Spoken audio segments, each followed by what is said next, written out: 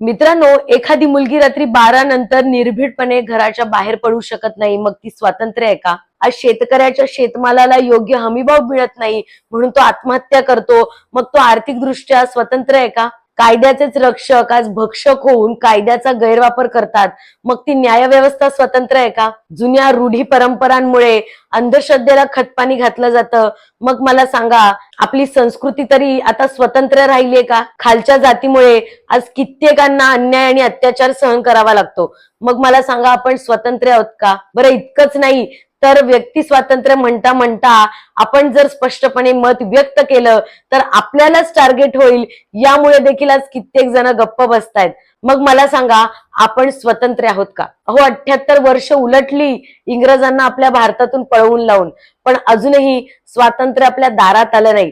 का माहितीये? कारण मुळात विचारांचं स्वातंत्र्य गरजेचं आहे.